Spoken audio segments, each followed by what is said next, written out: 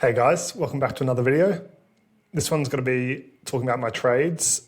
I'm going to be honest, I have absolutely no idea what to do this week. I sort of did this rolling trade video last week and you guys seem to like it. It's not going to get as much traction now because by the time it's uploaded, there's going to be about 2 hours till lockout starts and like the round starts. So yeah, like I assume not too many of you guys are going to watch this, but yeah, you guys like it, so I'll see what I can do. I really have had a busy week, so I haven't really looked at what I'm going to do. I've just sorted through my loop options, got them in order and stuff, so I'm at least somewhat prepared for this video. But yeah, I'm in a really tricky situation. I've talked about it all week. It does seem like a lot of you guys are a bit confused this week as well, based on the comments and stuff. But yeah, it's a tough week. Like we don't have as many mid-ranges to get rid of now. I left myself with pretty much no cash, thinking I was going to trade Haas last week, but that didn't end up eventuating. So yeah, I don't have any cash on the board. The straight swap would obviously be Tamale to Jerome Hughes in an ideal world, but I don't have that luxury, unfortunately.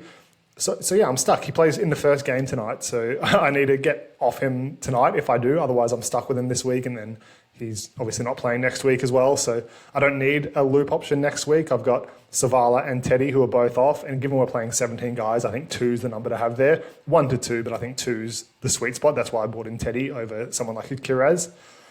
But yeah, I don't know who I want to trade him to. I need to do so in a way like for someone who's under 540k really, because I don't want to lock in my second trade. My second trade this week, controversially maybe, will be Kolo or Payne Haas. It honestly depends how like the loop options go this round. So yeah, I don't want to be stuck into a Tamale trade tonight. I want to be able to roll, well obviously that one will stay, but I want to be able to roll back my other trade if I need to without being stuck with that one.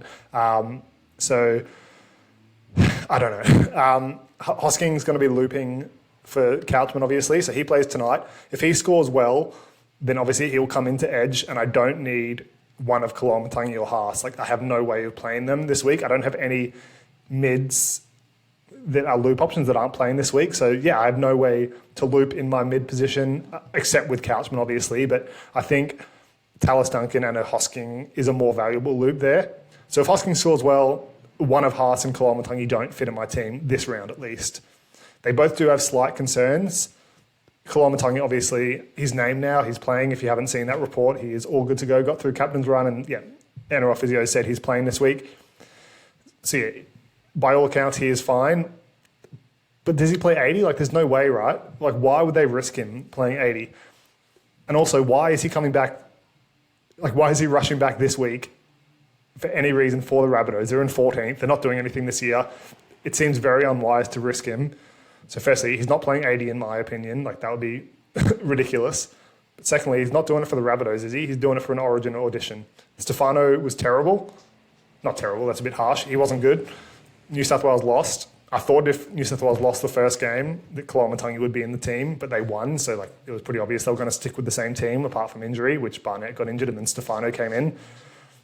But he has to come in, right? They lost. Stefano wasn't great. Max King was okay, but he'll go back to the bench in some capacity. So they want probably a starter now. I don't know. I think Kolo is making the team. If he's coming back in this round, there's no other reason unless it's an Origin audition. Like Laurie Daly has to be in his ear surely saying, like, if you play, like, you're a chance of making it. I don't see why he'd rush back for the Rabbitohs. And maybe he's just a tough bloke and just wants to be there for the team, which is totally plausible as well. But my view, maybe it's tinfoil hat, my view is he's making Origin now. And he's not going to play 80. So, yeah, I don't need his score necessarily. I don't think he'll score as well as usual. Like, what's he priced at? Like 60-something now, probably? Like, if he's not playing 80, it's not worth it. He's priced at 62. Yeah, he's got like a decent break even, but I can't see him making money from this point. He's not going to lose, like bleed cash, but yeah, he does score well even without playing 80. But let's do under 70 minutes at lock, I guess, because he's played more lock than anything. Yeah, he averages 45 in 60 minutes. And yeah, you can argue he's better this year than last year. But yeah, like, am I missing too much if I do trade him out? I don't know. I don't recommend trading him, but like if you have less trades than me and you can play him and Haas this week, then absolutely keep him. If you've sold Haas, keep Koloamatangi. This is not advice to everyone. It's just me going over my team. Like, do I really need him? He's missing, or he's not playing 80 in my view this week. He probably plays 80 next week. Sure, that's fine. I think he makes Origin now in round 18. Then he has a bye in round 19. So like, why am I keeping him? If he might not even play 80 next week, in my view. So I don't know. He is one that I could easily trade if Hosking scores well. Obviously, I could play Haas over him this week. Next week, I've got 17 that are fine. Like I can. Do I have to? Oh, Haas moves in there. Oh wait, he's not even playing there. Or Couchman comes down there. Haas comes in there, and then I play someone like I don't want to play Nathan Lawson actually, but I don't. I could trade Tamale for someone else. It's tough. Who would I be playing? So let's just say Damien Cook's there. Nathan Lawson's out of my team. I don't know. I'm not going to go. If I do that, I'll take too long. But I think it's fine, right? Like I won't have to play Lawson because I'll make upgrades before then. So I have a pretty strong team. Like my bench would be like a Hosking, Tallis Duncan. I can loop and stuff. So yeah, it's fine. Like I can play without him. I can always move Cook up there, Clark down. So yeah, I am fine either way I do it. So I don't necessarily need him around 17. Obviously, I'll miss his score. Like he'll probably score 60 or so, which is valuable, but I can manage that. That's fine. Like my other option who comes in is probably going to score like a 40 or something. So I'll lose 20 points there. Round 18, I don't actually need him necessarily. Like I've got Tallis Duncan and Hosking as my backups. So if he's out, or if I trade him out, or he makes Origin or whatever, Tallis Duncan just comes in there. I can loop him with like an Aaron Clark or Payne Haas or whatever. I also can loop Hosking. So I have plenty of options in my mid and edge. So do I need Kolo there? Not really. And then obviously he's missing round 19 anyway. So if I trade him to like a Jerome Hughes, then I have an extra number. I don't. Well, I'm playing. I can move Campbell down there. I can figure some stuff out, and that's fine. So that, I'm leaning towards selling Kolo. I probably wasn't half an hour ago, but I sort of was thinking about this as I was going on a walk with my dog, and I don't need him necessarily. Looking at Payne Haas, if I go that route, he's a little bit more expensive. Either way, like I'll have enough money to do what I want to do if I trade either one of them. But yeah, so same thing. I'll just play Kolo this week instead of Haas, so that's fine. Like I think they'll score pretty similar. Haas probably doesn't play massive minutes. Does he even back up though? We'll see. I'll get into that in a sec. And then round 17, the same thing. Like I'll probably lose 20 points or so by not having him, like playing, I don't know, a Tallis Duncan instead, whatever. That's fine. Same with Kolo. Round 18 is missing Origin, obviously. Round 19, he's backing up, so I don't expect him to score massive, maybe like a 50, 55. Then round 20, he has a bye. So both of those aren't that valuable in the weeks they're playing for me. And I'll like gain ranks, hypothetically gain ranks in the rounds they aren't playing anyway, because I won't have them. And then I can always get them back in round 20. I've got 12 trades, which is more than most. So yeah, either way, it works out well. I think I'm leaning towards selling Kolo, but there's always the risk Haas doesn't back up now. So I think we'll find out before the Rabbitohs game, which is good because like it'll be 2 p.m. on Saturday is when they'll announce their 24-hour updates, and you'd think you'd know by then, right? Like, but I don't know. Worst case, let's say he's named in the 24-hour updates. I sell Kolo, then Haas is ruled out, and then I'm stuck. Like this is dependent on Hosking scoring well, so that's fine. But then like it's a Tallis Duncan over a Haas that comes in. So then I'd be kind of screwed. Then I lose about 20 points this round, assuming Tallis Duncan scores like a 40-ish. So I lose 20 points, then 20 points next round. So that's a 40-point difference. So that is tricky. But yeah, I think I'm leaning towards selling one of them. I kind of need to. But that doesn't necessarily help me because I'd go, let's say I went down like a Kolo or a Haas to Jerome Hughes, which is who I want this week. He's 576k, so I get about 300k in the bank if I traded Haas and about 250-ish if I traded Kolo. That's great. I need money for getting the keepers in after round 19 and stuff like that, and also for round 18. I definitely want Kiraz, so I need money in the bank. And then I have more options to trade next week. I can trade someone like a Hosking. I can trade a Savala, but I want to keep Savala. So yeah, I have more options. I can reassess who I want to trade rather than making an uncomfortable trade this week for like a Savala, Hines, Hosking, someone I don't really want to trade who provide value to me. I don't know, but I can always do that. So go down to go down to Hughes, sorry. But like I said, I need to trade Tamale for someone 540k or under, so I'm not locked into that. Like, so I can reverse the Kolo. Because if I trade Tamale to Hughes or something first, I also need to do a Kolo or Haas. Like I need to make that decision before this game tonight, and I don't want to do that. Like I want to see if Haas is playing, whatever. So I need to trade Tamale for someone 540k or below. And like I don't really want anyone else apart from Hughes. The one I wanted coming into the round, absolutely, Reece Walsh. I think he's a great pickup. I think, he's priced at 35. I talked about I want to use him as a potential end-of-season keeper, but worst case, he'll make a little bit of money, and then I can trade him out if he doesn't become close to a 50-point guy, and that's fine. Like either option is fine for me. I'd obviously rather him be a keeper, but it's fine if he doesn't work out. But Ponga was so bad in Origin, like there's no way he makes it, right? Queensland won, which helps, so maybe he does make it, but I don't know, like he's been so bad in regular season. He was terrible in game one, but they lost in game one and he still got picked. So like, does he want to change it for a decider? I don't know. But that's the only thing scaring me off Walsh. I could easily do Tamale to a Walsh here, and then I could loop Fletcher, Sharp and Walsh, and maybe I'd do that. If he doesn't play round 18, I could trade him there or like figure some stuff out, and that's fine. But I don't necessarily need him this round. And also with Hughes, I can't play him either way. So I'm locking myself into Campbell and Hines. I don't know what else I can do. Like I might want Campbell down here, but that means I don't play Sharp and I can't loop. Like I don't have any other loop options in the halves position, so I can't actually loop any halves. So I'm stuck with two, like Campbell, Hines, or Hughes. And I don't think Hines scores that much worse than Hughes anyway. Like they're probably around 45 to 50 each. So Hughes doesn't actually provide me value this week. I just want him because he has a lower break even. Like I think he's got a 25 break even. Even with a 50, he makes another like 26k or something. So I'm locking myself into losing that money. And then if I keep Haas, I'm losing another 30k or whatever with him. So that's like a 60k swing by not getting in this round, even though I can't play in this round, and I potentially lose points by not playing Haas. So it's a tough one. I probably would play Hughes over Hines, but like I don't know. It seems weird not playing Hines as well. And there's a lot of talk to just sell Hines, which is fine. I don't think there's much wrong with it. But Hughes is such a popular option, and he's 576k, right? We're buying him because we expect him to be better than he is this year. Like obviously he has data scoring 60. I think he scored 60 last year and then in 2021. The rest of it's been like 52 or below. I don't think he has any other season averaging 52.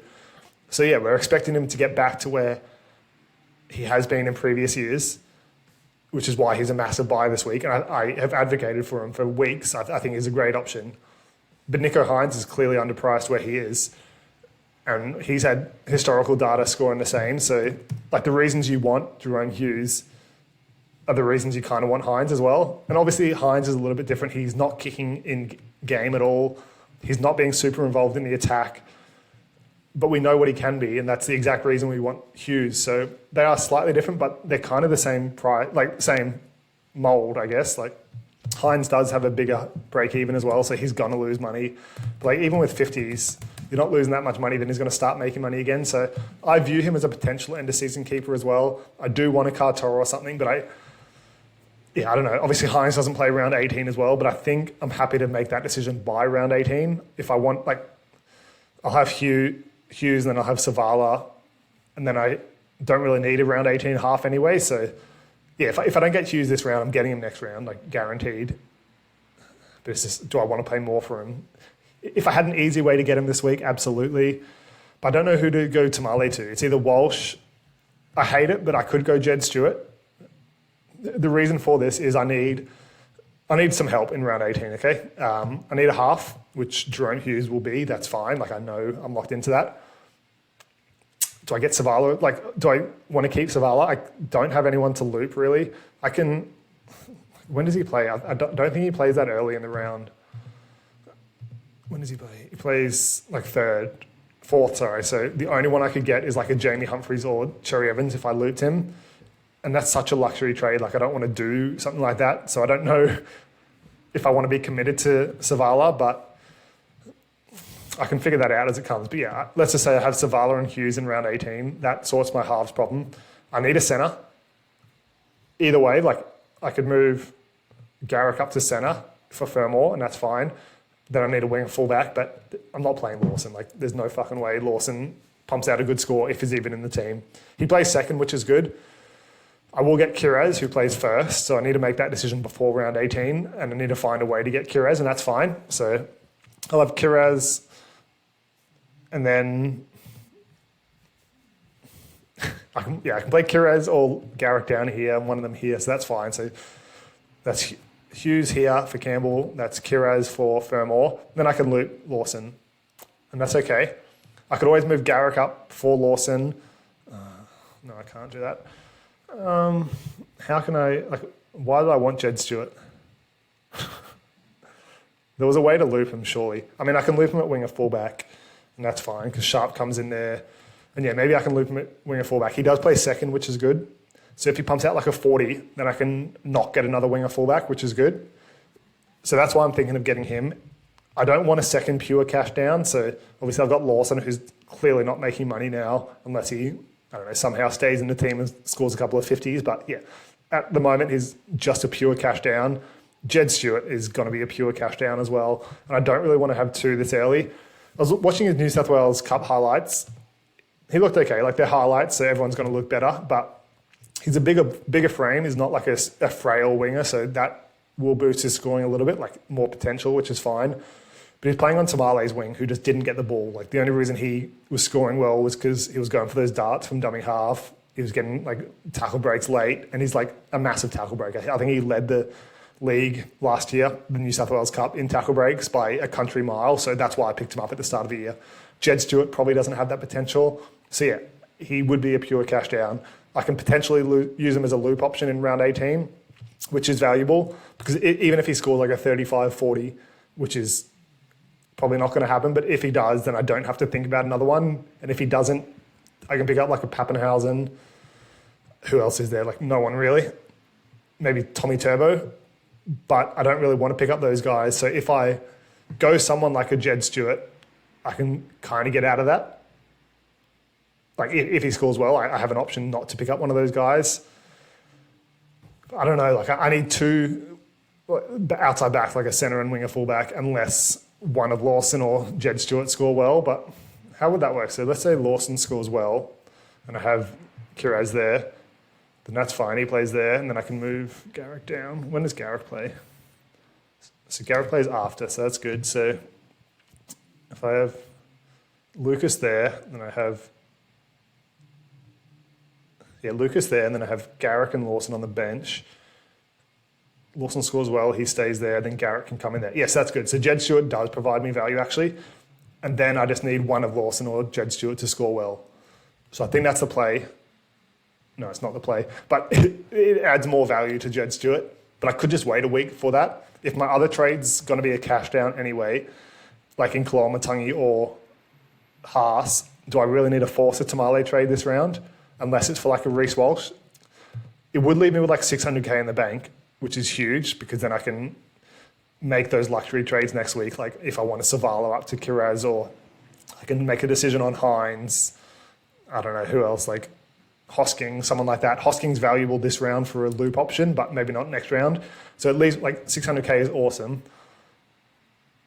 But can I not just wait till next week for that? Tamale to Jed Stewart, like I can see what Jed Stewart's like tonight. If he's absolutely terrible, then I don't want him. If he's great, then like I pick him up for next to 20k. Like let's say he somehow pumps out a 40, like he's going to make 23k, and that's okay. Like it's a week of data where he has never played a game. So yeah, I think I could probably just wait for him. I did actually want Blake Steep. If you watch my trade target video, I talked myself into it, and I think he is a really good option. It's just I don't need him now. Like if I'm not playing one of Kolo or Haas, why would I pick up Steep this week? And it's now or never for Steep for sure. Like he's been really good. I think his minutes will be better this week. He's averaging 58 and 51 minutes without a try, and like 46 in base, doesn't miss many tackles. So yeah, I think he's a good option. He's only an edge as well, really. Okay. I thought it was a mid. Okay. So that's kind of interesting, but like who am I going to play him over?